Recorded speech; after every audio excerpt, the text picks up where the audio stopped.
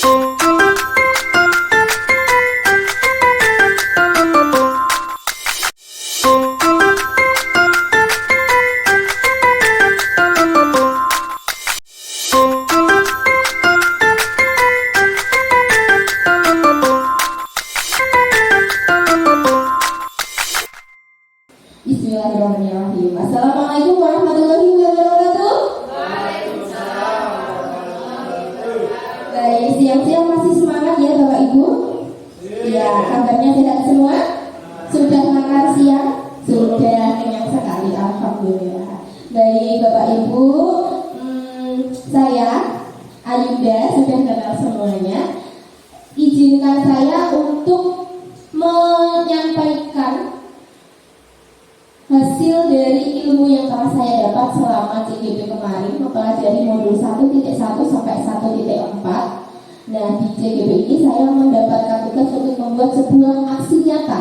Saya mendapatkan tugas untuk mendiseminasikan atau menularkan ilmu-ilmu yang telah saya dapat kepada Bapak Ibu semua di instansi tempat saya bekerja.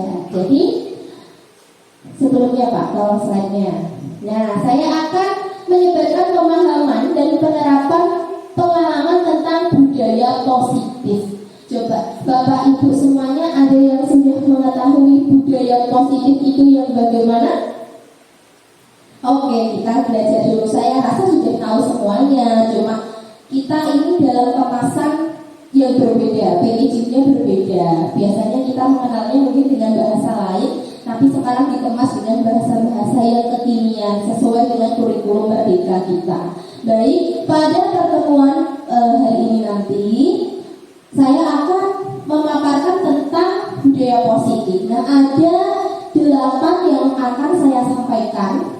1, tentang perubahan paradigma belajar. 2, disiplin positif. 3, nilai-nilai kebajikan. 4, kebutuhan dasar manusia. 5, motivasi perilaku manusia. 6, posisi kontrol guru.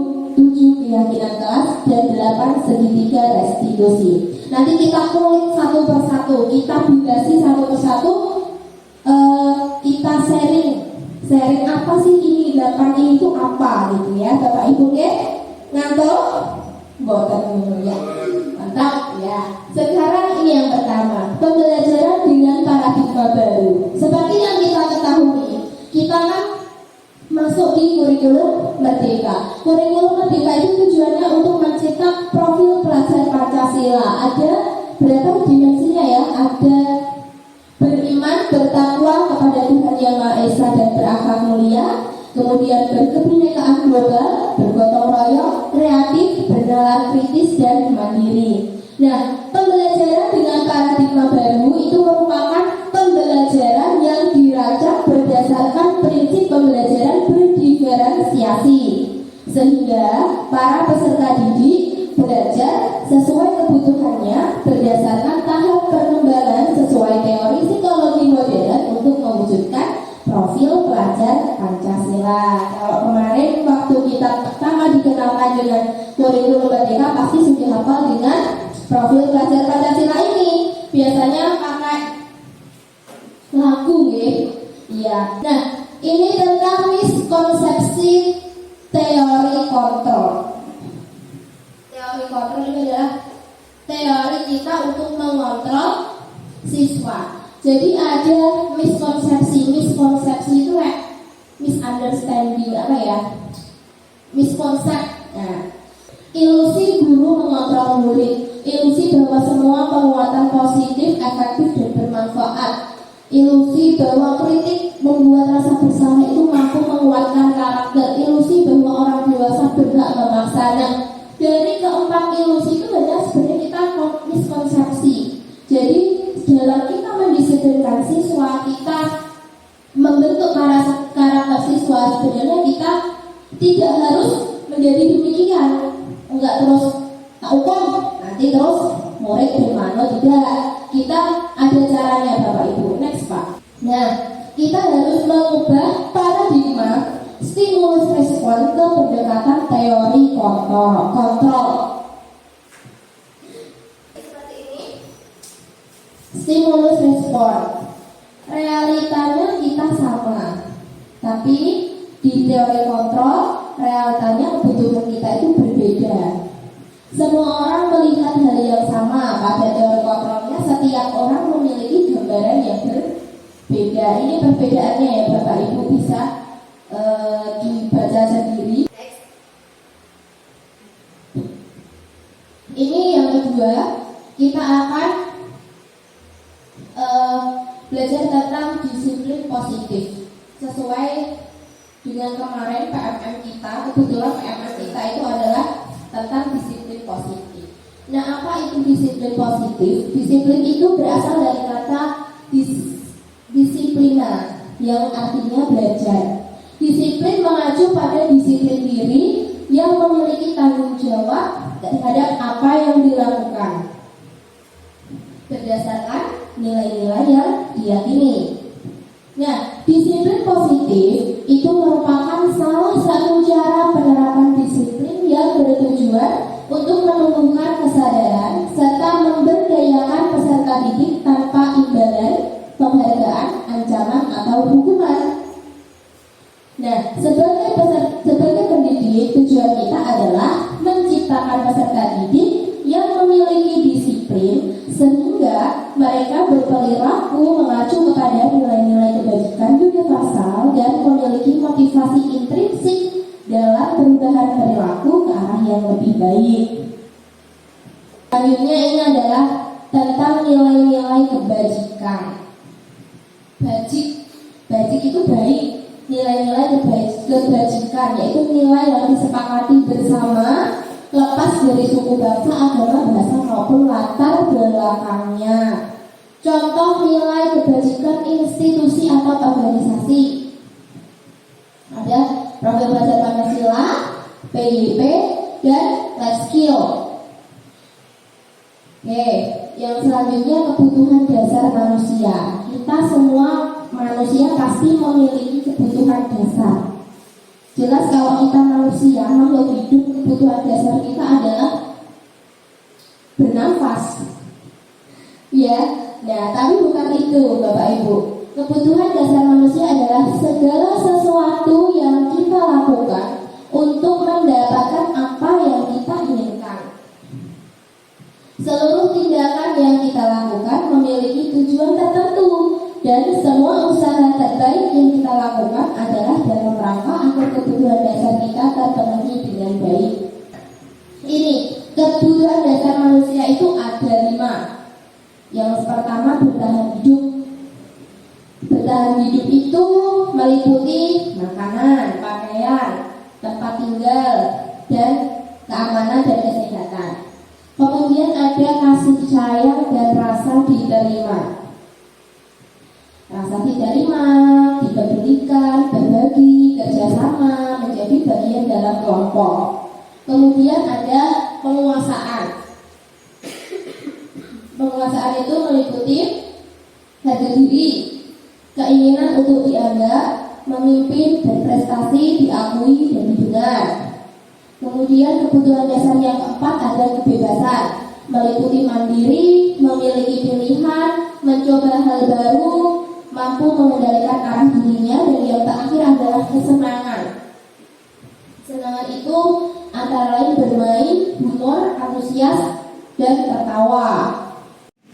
Oke, selanjutnya adalah motivasi perilaku. Jadi di motivasi perilaku ini ada 2 Bapak Ibu. Ada motivasi ekstrinsik dan motivasi intrinsik. Tahu ya kalau X itu dari luar, kalau in dari dalam. Nah, ekstrinsik itu berarti berasal dari luar diri kita. Kalau in berarti berasal dari dalam diri kita. Gitu ya Bapak Ibu. Nah, motivasi ekstrinsik itu biasanya untuk menghindari ketidaknyamanan atau untuk mendapatkan imbalan atau penghargaan dari orang lain.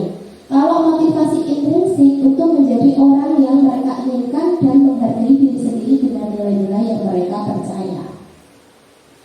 Oke, sebelumnya dulu Pak, di motivasi perilaku manusia. Misalnya saya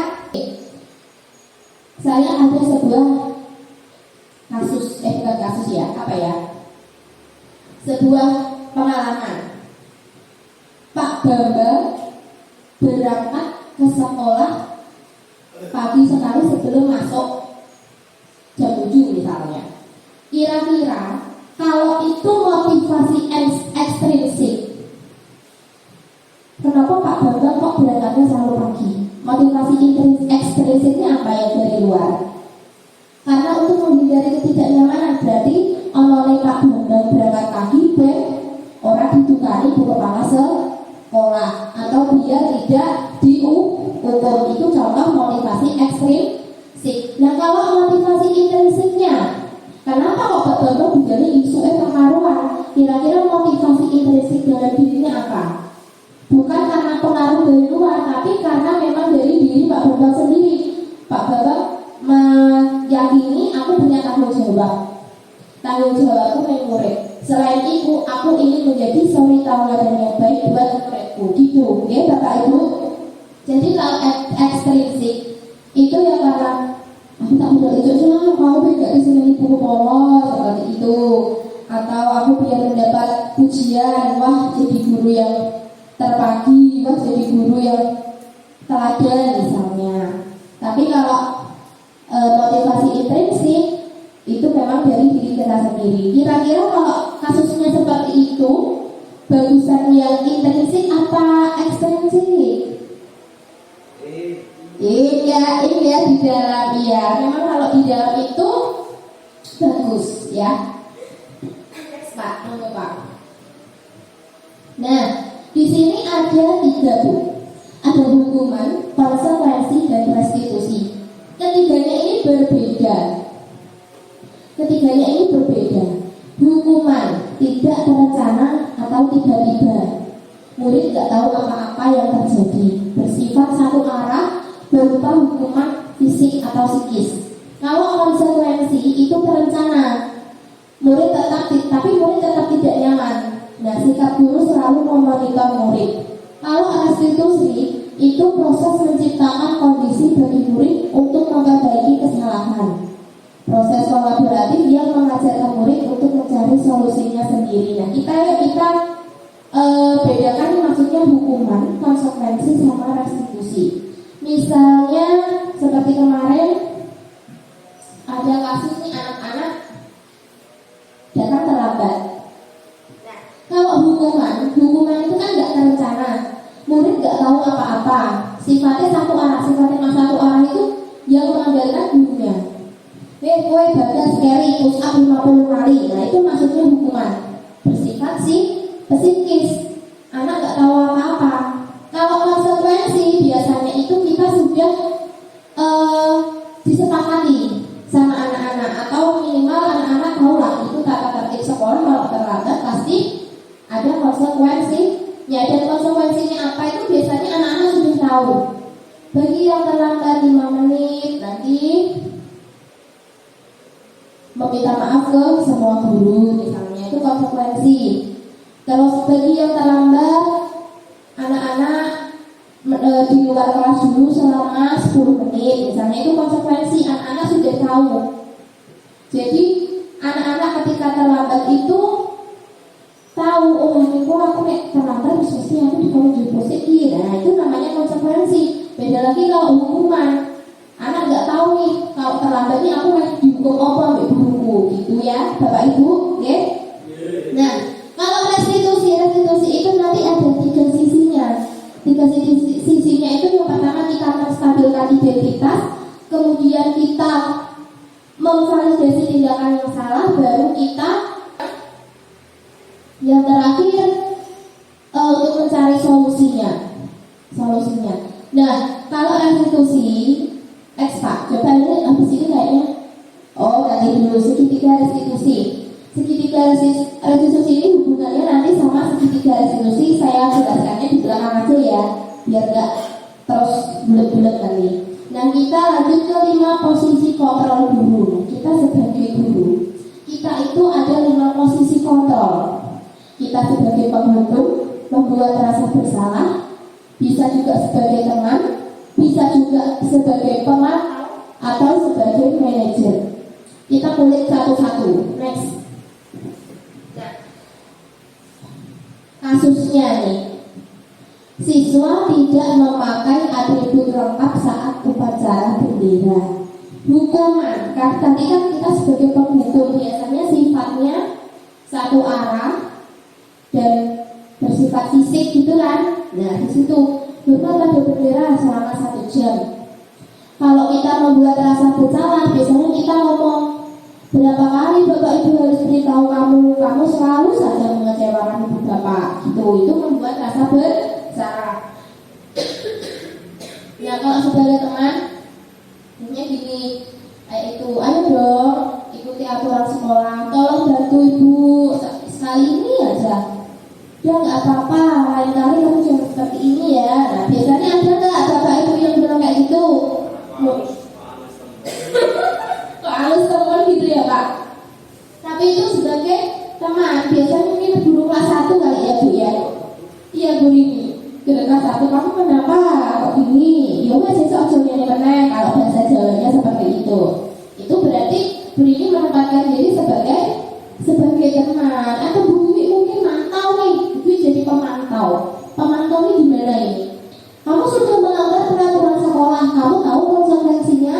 Setelah upacara kamu pilih atributnya, operasi dan jangan diulangi lagi. Nah, biasanya pemantau ini juga sudah punya catatan khusus. Jadi siswa-siswa itu gak cuma sekali 2 kali melakukan sebuah kesalahan. Jadi diomongin gue kok ini terus piro. Karena udah ngebahas beda dengan koperasi, nah kayak gitu. Tapi sayangnya kalau di sini tidak ada koperasi ya Bapak Ibu. Nggak apa-apa. Nah ini untuk manajer. Manajer itu kan yang memanajer. Contohnya ini, apakah kamu tahu kesalahanmu? Kira-kira bagaimana kamu memperbaiki kesalahanmu? Nah, terus yang halus, bertele-tele ya. Kalau kata Pak Bambang nggak cocok jadi manajer ya Pak. Kesuwen ya. Ini adalah penerapan 5 posisi kontrol guru. Tapi itu memang pada kenyataannya kita itu di sekolah pasti pernah melakukan kelima ini. Tapi kita nggak sadar nih, karena memang belum tahu ada materi ini. Gue kadang oh iya aku tahu nih, aku tahu dari konco. Aku pernah menjadi penghukum. Gitu Bapak Ibu. Ya kan, ya begitu kok. Karena saya pun pas mempelajari siapa, saya pun pas mempelajari oh ternyata saya pernah jadi penghukum, saya pernah menjadi si pembuat merasa bersalah, saya pernah menjadi teman, saya pernah menjadi manajer, saya juga pernah menjadi apa tadi peman. Oh ya, itu sudah apa loh? Oh mantap ya. Lanjut Pak. Ini beda-bedaan nih. Posisi kontrol apakah aku? Saya kecewa sekali dengan kamu. Kira-kira ini apa? Membuat rasa bersalah. Ya? Ya enggak? Kan kalau saya kecewa sekali sama kamu, kira-kira waktu diomongi ngono iku, muridnya yang dibilang kayak itu, dia merasa bersalah enggak kalau dia membuat gurunya kecewa? Ya kan, oke setuju kalau yang ini membuat rasa bersalah, ya setuju. Artinya di situ ada slide-nya sebelah itu enggak kesempatan 2 enggak apa-apa. Kemudian yang kedua, kamu tidak pernah benar melakukannya. Kira-kira itu apa? Sebagai apa nih? Kamu enggak tahu benar nek melakukan itu salah terus. Kira-kira apa? Kira-kira apa ya ini ya?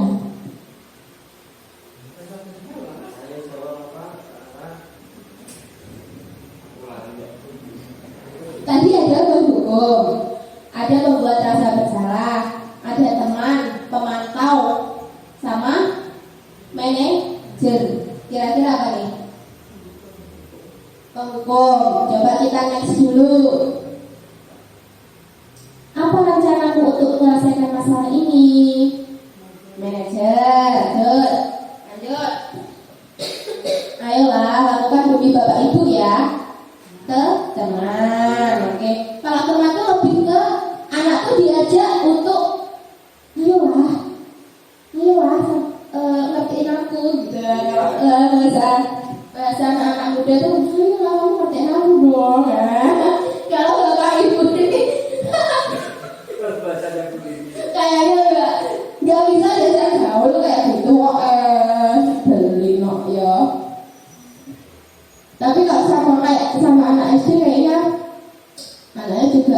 Alhamdulillah, adik kamu kayak belum ngerti ya Pak ya. Kalau mungkin ke anak SMP atau SMA masuk. Ayo ini apa? Budi-budian.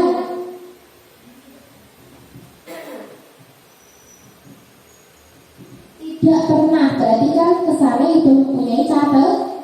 Sudah punya catatan tadi?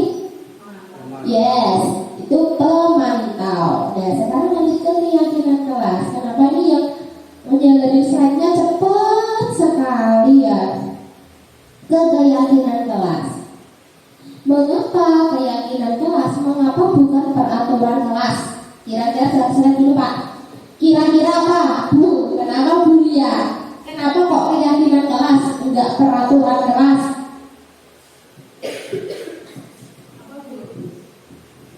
Ayo Pak, akan biar Ayo Pak, biar tidak ngantuk ngobrol. Kira-kira apa? Kok keyakinan kelas? Sebuah hasil kesepakatan. Ya, good. Ya. Oh maaf saya begini. Karena ya, kalau keyakinan itu kan kita meyakini secara bersama-sama, kita sepakati secara bersama-sama. Tapi kalau peraturan itu kesannya adalah peraturan yang buat hanya satu orang, ya kan? Masuk kan? Coba next slide-nya.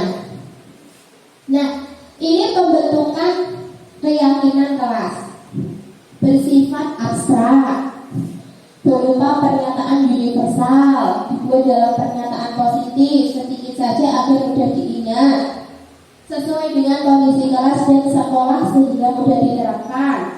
Semua warga sekolah, warga kelas dilibatkan saat membuat keyakinan kelas. Oke, jangan dulu Pak. Saya coba mau mengajak Bapak Ibu di sini untuk membuat keyakinan kelas. Satu orang mengungkapkan satu kalimat aja.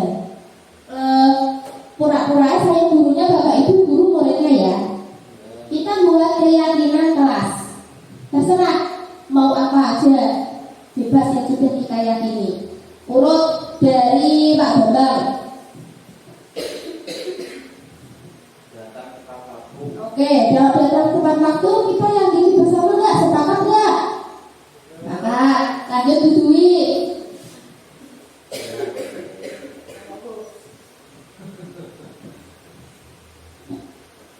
Saya pun Ya.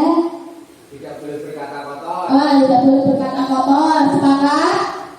Sepakat. Jadi yang perlu saru-saru, apalagi misal-misal ya. Yang ketiga siapa? Oke, mengerjakan PR di rumah lebih tepatnya gitu ya Bu. Kita sepakati ya kalau mengerjakan PR itu di rumah, nggak boleh bisa kok. Nah berarti nanti kalau melanggar keyakinan kelas di mengerjakan PR ada konsekuensinya. Coba contoh lagi. Wah, belajar dengan gembira. Oke, masuk. Berarti kalau kita di kelas nggak boleh ada yang ya oke, nggak boleh ada yang susah sedih. Buat apa susah? Buat apa susah? Susah itu tak ada Gunanya Sauti. Buat apa susah. Buat apa Susah. Susah itu tak ada Gunanya. gitu. Nah, itu Yang susah cukup gurunya. yang mudah juga gurunya, tapi gurunya harus Tetap gembira. iya Pak, tetap gembira karena itu sudah diyakini bersama. Gurunya yo ikut, gak dukung siswanya itu. Kurang dua. Ayo Bu. Ayo, Ayo Bu. apa aja Bu, bebas. Buang sampah pada tempatnya. Buang sampah pada tempatnya. Tempatnya di sini yang dimaksud tempat sampah loh ya, nggak boleh digelodok, diracik nggak boleh ya. Ya, kesepakatan yakin kita yakini di kelas kita. Oke, satu lagi. Nah, oke, mantap. Tidak boleh coret tembok dan meja dan kursi. Tangan-tangan anak-anak ini pasti jahil. Kalau ada yang tahu teman yang melanggar keyakinan kelas itu, segera dilaporkan atau kita segera bertindak. Konsekuensinya apa nih? Kamu habis melakukan ini. Nah, apakah dia mau berusaha membersihkan? Apakah dia mau berusaha ngecek lagi? Nah, itu konsekuensinya karena 1, 2, 3, 4, 5, 6 kesepakatan, 6 keyakinan kelas kita tadi sudah kita bentuk dan harus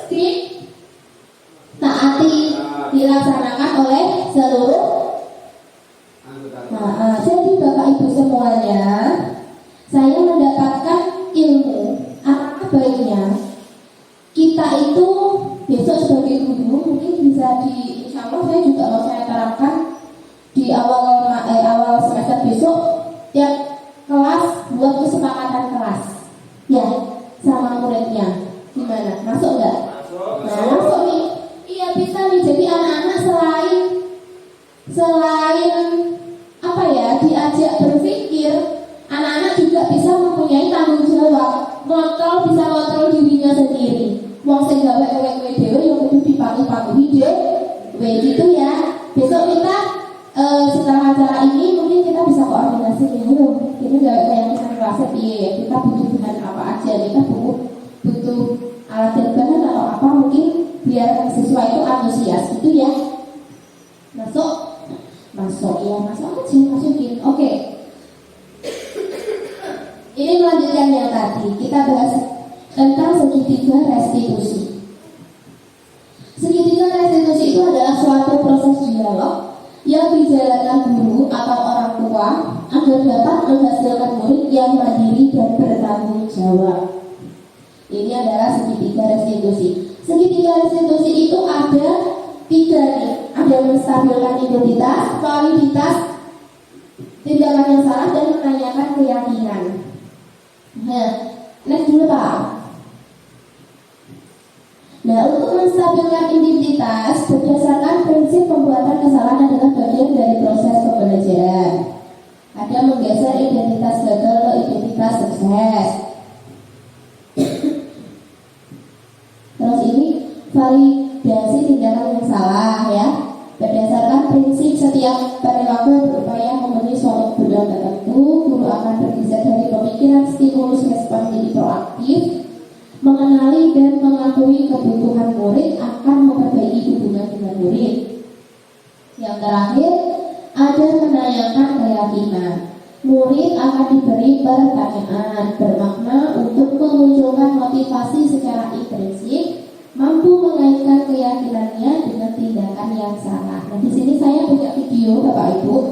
Video contoh saya menangani kasus, tidak Pak, tidak ini nanti tak buka lagi. Contoh saya menangani kasus dengan menggunakan segitiga restitusi. Jadi ada beberapa pertanyaan yang ini menunjukkan menstabilkan identitas. Ini menunjukkan validasi tindakan yang salah. Ini menunjukkan pertanyaan guru untuk membuat keyakinan. Contoh kalau menstabilkan identitas, kalau ada anak tadi yang seperti tadi terlambat ke sekolah, kita stabilkan identitas tuh kita ngomong. Tadi ibu itu dapat laporan katanya kamu terlambat. Pasti kamu ada alasannya kan? Nah itu distabilkan dulu nih identitasnya. Kenapa? Tanya kebenarannya. Kenapa kamu terlambat? Tanya alasannya. Itu juga menstabilkan identitas. Kemudian validasi tindakan yang salah.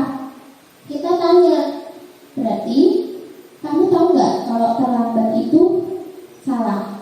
Nah kayak gitu dia biar tahu, dia yang jawab, iya bu saya salah bu, kayak gitu, oke? Terus kalau menanyakan keyakinan ya sehubungan dengan keyakinan kelas yang telah dibuat. Sebentar Bapak Ibu saya bukakan contoh videonya. Jadi ada 2 video. Tegas, tadi Bapak Ibu dengar laporan dari saudara katanya kamu datang terlambat, benar? Kenapa menurutmu sudah berapa kali kamu datang terlambat? 5 kali. Oke, berarti Tegas sebenarnya punya alasan kan? Kenapa kok Tegas datangnya bisa terlambat? Itu sampai tengah malam, terus tujuh mau ketemu siaran gitu ya. Oke, Tegas. Setiap orang itu manusiawi ya, melakukan kesalahan itu hal yang wajar. Tapi kalau kamu sudah melakukan kesalahan, berarti kamu harus berusaha untuk memperbaiki yang cuma Tegas buat semua orang yang pernah melakukan kesalahan pasti harus berusaha untuk memperbaikinya. Nah, Tegas ingat nggak kesepakatan kelas kita, keyakinan kelas kita apa? Masuk tepat waktu. Kira-kira penting nggak masuk tepat waktu? Menghargai waktu kan, manfaatnya itu menghargai waktunya. Salah satunya tidak boleh sampai ketinggalan pelajaran. menit itu sangat berarti loh. Oke, Bu Ayu bisa pakai 5 menit tapi kamu ketinggalan kan enak-enak, ya toh? Nah, Bagas sudah tahu kesepakatan keyakinan kelas yang sudah digagal oleh Bagas, ya kan? Nah, Bagas kita cari solusinya. Bagas kira-kira apa yang akan kamu lakukan supaya kamu nggak terlambat lagi? Kanan oke, jadi lebih cepat mengurangi. Nah kalau itu Bu Ayu juga mau bekerja sama orang tua kamu, gak apa-apa kan? Biar apa? Biar kalau di rumah itu kamu diingatkan. Ayo yang bobo maksimal jam 9 kita sekolahin ya. Ayo yang bobo jadi masuk guru berdoa ibu ya. Ayo bangun biar berangkat sekolah tidak terlambat lagi. Itu ya. Jadi Bapak sudah menemukan solusi biar kamu nggak terlambat lagi kan? Ya. Oke, karena sudah menemukan solusi, berarti ini sudah clear masalahnya. Sudah jadi lo ya. Besok nggak terlambat lagi lo ya. Oke, sekarang udah kembali ke kelas. Terima kasih. Naura, tadi itu kasus yang kedua. Tadi kamu berpercaya dengan Leo. Iya Bu, tapi saya kesel Bu. Kenapa? Saya terus menerus mencontohkan pekerjaan saya Bu, tidak hanya PR, tapi juga saat diberikan berlalu seperti tadi juga tadi menggunakan contohan. Begitu wajarlah kalau kamu marah dan kesel, bisa jadi dari posisi Naura pasti juga akan seperti itu. Iya Bu, Nah, tadi apa yang kamu lakukan pada Leo? saya memarahi Bu, saya memanggil Leo, dan tanpa sadar saya menggebrak mejanya Bu. Oh gitu, pasti kamu berbuat seperti itu ada alasannya kan? Iya lah Bu, masa saya sudah susah payah mengajarkan ke tapi saya tinggal mencontek, tidak mau berusaha sendiri. Oh ya wajarlah kalau seperti itu kamu merasa marah, tidak terima karena pekerjaan kamu sudah dicontek oleh Leo. Itu sangat menghargai pernyataan kamu tadi, ya kan? Kamu tidak sampai melakukan hal-hal yang lebih dari itu, ya kan? Iya Bu. Nah, tindakan yang kamu marah sampai gebrak meja kayak tadi itu sudah sesuai belum dengan keyakinan kelas kita? Tidak Bu. Nah, menurut kamu keyakinan kelas apa yang sudah kamu langgar? Saling menghormati antar teman Bu. Iya betul. Nah, menurut kamu saling menghormati antar teman itu penting tidak? Penting Bu.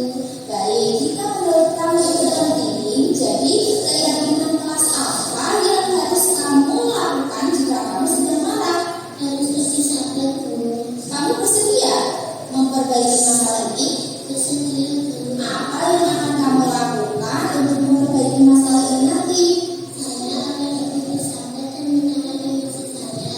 Kalau ada teman yang mencontek lagi, akan saya lakukan ke Bu Ayunda atau kepala sekolah. Nah, gitu. Jadi besok lagi kalau ada masalah seperti ini, Naura jangan terus marah-marah gebrak meja, tapi sesuai dengan apa yang Naura katakan tadi, diam dulu, sabar, tarik nafas, terus ini dilaporkan ke wali kelas atau langsung ke kepala sekolah, gitu ya. Oke, jadi sudah clear masalahnya. Nah, sekarang Naura boleh kembali ke kelas. Ya, oke, silakan. Oke, Bapak Ibu, itu tadi adalah contoh kita seorang guru untuk menyelesaikan sebuah masalah dengan menggunakan segitiga restitusi. Jadi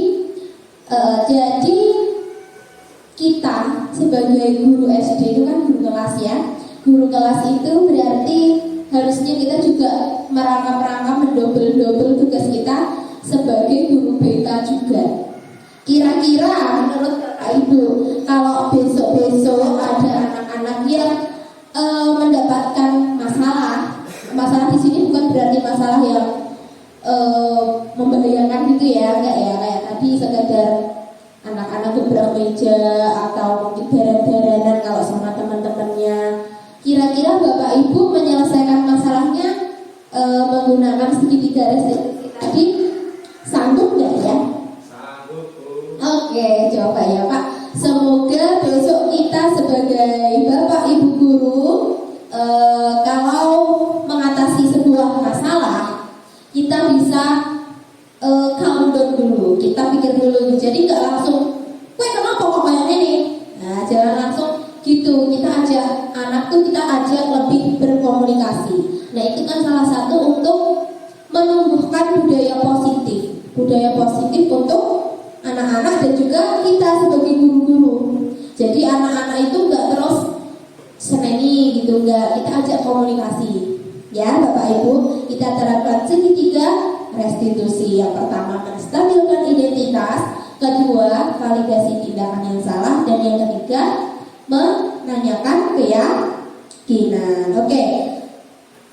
Dari video tadi itu sudah merupakan akhir dari diseminasi saya memaparkan pengetahuan yang telah saya dapat selama pendidikan guru penggerak modul 1.1 sampai 1.4 kemarin Bapak Ibu.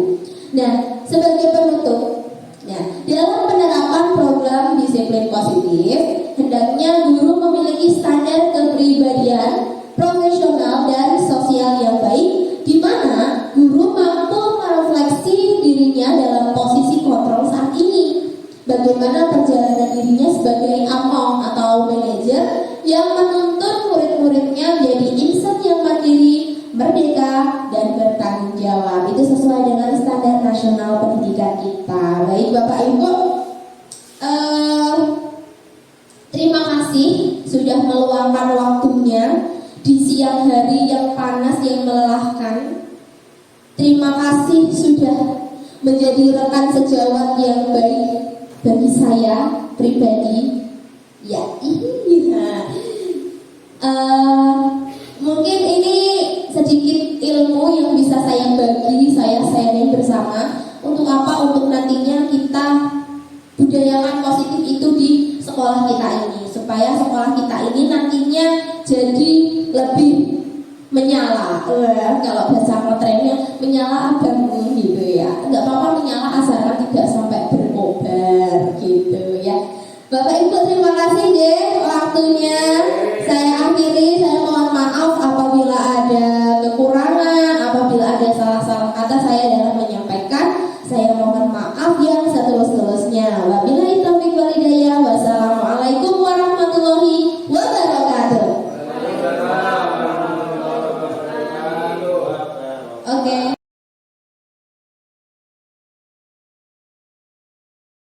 Assalamualaikum warahmatullahi wabarakatuh. Saya Dwi Astuti. Setelah mengikuti diseminasi budaya positif yang disampaikan Bu Ayunda, saya merasa senang karena jadi mengetahui apa saja budaya positif, dan saya juga menjadi lebih paham bagaimana mengatasi sebuah kasus dengan menggunakan segitiga restitusi. Assalamualaikum warahmatullahi wabarakatuh. Assalamualaikum warahmatullahi wabarakatuh. Saya Anur Rahman. Setelah mengikuti diseminasi budaya positif yang disampaikan Bu Ayunda, saya senang dan tertarik dengan materi tersebut. Salah satunya tentang 5 posisi kontrol guru, yaitu sebagai penghukum, pembuat rasa bersalah, teman, pemantau, dan manajer. Terima kasih. Assalamualaikum warahmatullahi wabarakatuh. Saya Bambang Sutrisno, teman dari Bu Ayunda Eka Pratiwi. Setelah mengikuti diseminasi budaya positif, saya jadi lebih paham apa itu makna dari budaya positif. Semoga kedepannya saya dapat menjadi guru yang lebih baik dalam membimbing dan mendidik siswa-siswi saya. Terima kasih. Bayu. Assalamualaikum warahmatullahi wabarakatuh.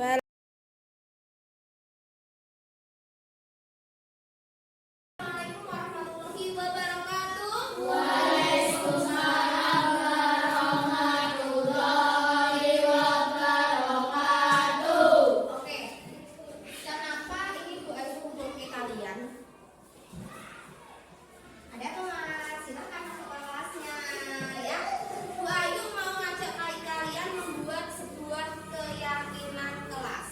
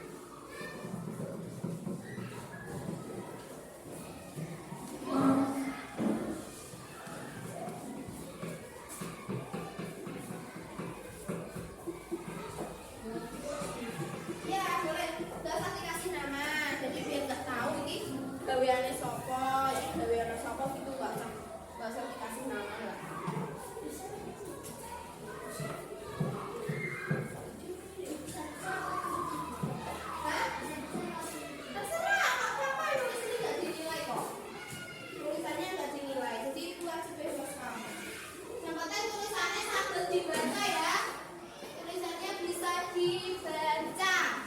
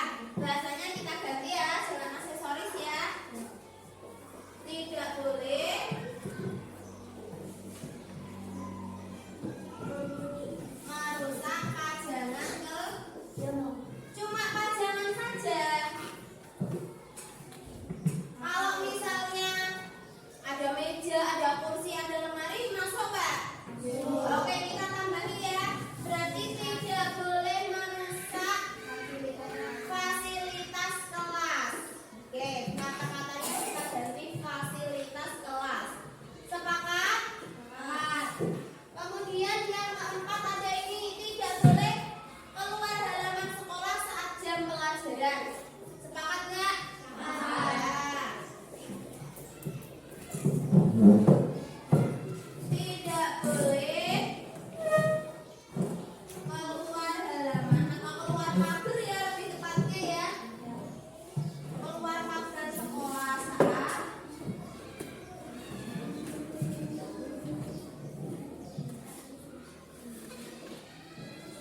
jam pelajaran. Yang kelima, ada yang tidak boleh mencongkel-congkel tembok.